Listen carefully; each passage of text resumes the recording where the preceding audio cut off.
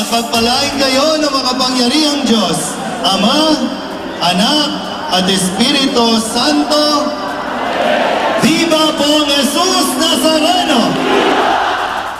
Inabot ng 21 oras at 7 minuto bago na ibalik ang imahen ng itim na Nazareno sa simbahan ng Quiapo. Eksaktong 2:21 a.m. na makapasok sa gate ng simbahan ng Puon. Mas mabilis yan kumpara sa 22 oras nung nakarang taon. Sa bawat kalsadang dinaanan ng andas, buhos ang mga tao. At bago pa dumaan ang andas, may mga nag-abang na gaya sa Jones Bridge. Ang ganyang umpukan sa bahagi ng Jones Bridge ang naisipaklear ng isang police official sa kasagsagan ng trastasyon kahapon. Pero ang utos na yan ni Chief Inspector Alden Lee Panganiban, PCP Commander sa Binondo, ang ugat ngayon ng reklamo sa kanya.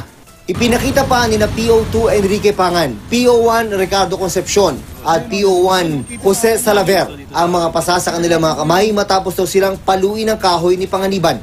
Nagalit daw si Panganiban dahil hindi raw nila sinunod ang utos na i-clear ang umpukan ng mga deboto sa Jones Bridge bago pa dumaan ang andas. Nasa 20 raw silang lahat na sinaktan. Pinapasok daw sila ng galit na si Panganiban sa loob ng isang ginagawang restaurant. Kahit pa sinunod naman nila ang utos nito. Pinalabas po niya yung kamay namin, sir. Nagpapaliwanag po ako, hindi niya po ako pinakinggan. Hinataw niya po na po ako. Ilang beses ka po hinataw sa kamay? 2 po, sir. Ano nangyari sa kamay mo, sir? Ay namaga po. Desidido raw silang magsampa ng kaso sa ombudsman laban kay Panganiban. Use of authority, physical injury po, tsaka murder by deeds.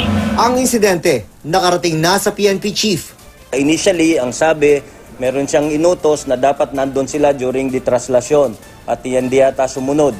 At may inutos siya ulit at hindi pa rin sumunod. So parang lumalabas, parang napikon yata itong pero we have to check on that. Pinuntahan namin ang opisina ni Chief Inspector Panganiban. Pero wala raw siya, sabi ng kanyang mga tauhan. Pero ang paliwanag ni Panganiban sa investigating unit ng Manila Police District, binaliwala raw ng mga nagrereklamong pulis ang kanyang utos. Hindi po namin tinutolerate itong mga pangyayaring ito. At sa katunayan po, ito ay pinaiimbestigahan na sa aming GAIS dito sa General Assignment Section. Posible raw masampahan si Panganiban ng reklamong administratibo na simple misconduct na may maximum penalty na 30-day suspension. Ang mga pulis na sumuway naman daw sa utos ng opisyal, pwedeng ireklamo ng failure to comply with lawful order na may maximum penalty namang 59-day suspension. Ako si Jun Veneracion, ang inyong saksi.